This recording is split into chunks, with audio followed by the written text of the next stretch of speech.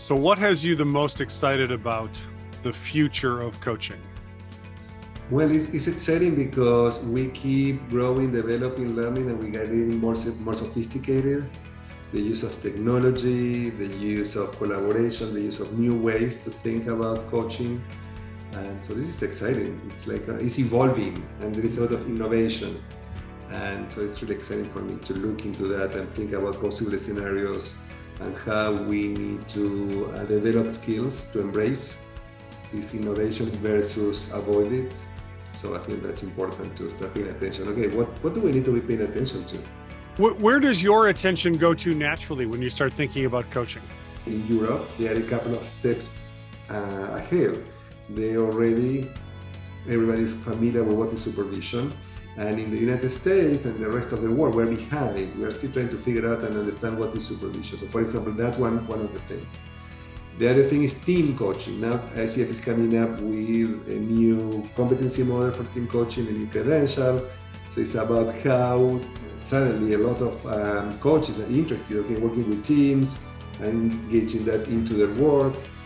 I see also in the future, ICF is coming up with competencies for the training and developing leaders with coaching skills.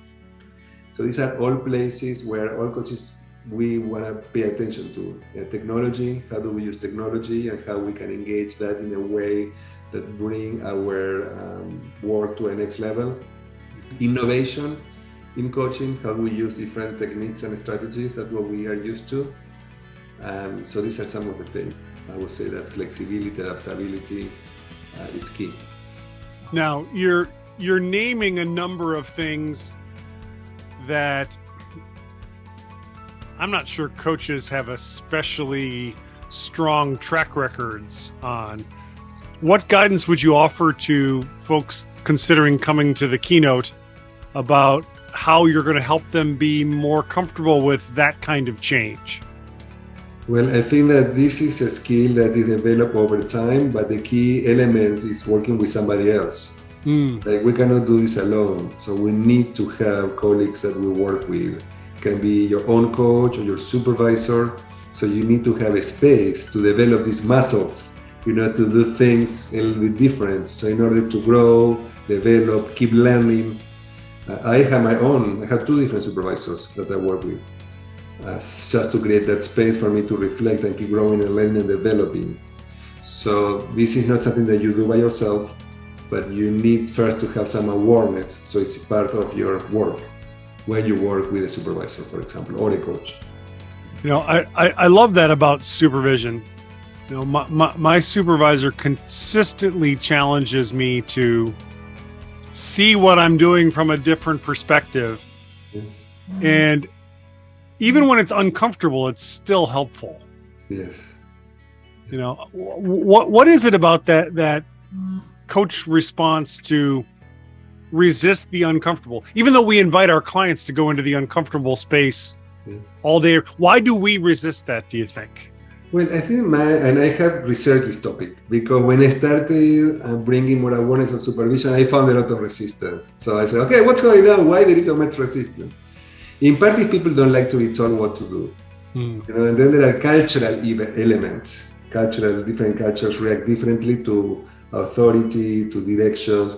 So that's the reason why we were discussing at ICF if it should be mandatory. We decided no, it shouldn't be mandatory. People need to choose if they want to do it to keep growing and hoping that people will want to do that because they are working in other people's development. They're supposed to be working on their own. But I do believe that many times resistance is related to ignorance. It's not understanding what is it and how it works. So it's like in the same way that there was a lot of resistance to coaching 10 years ago, now it's well known all companies that provide development to their employees include coaching. But it was resistance for many years. And in part was because it was not understood what it was and how it worked. And the same thing I believe with supervision, there is a lot of misunderstanding because the word in itself is not really helpful.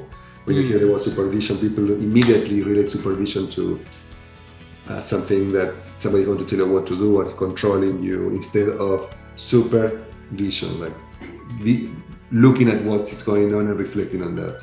So we're thinking about changing the word supervision to reflective practice. And if you've seen the language of the new competencies from ICF competency number 2, coaching mindset, it talks about reflective practice. Mm-hmm. Then use the word supervision, but that's reflective practice is supervision. So I think it's a better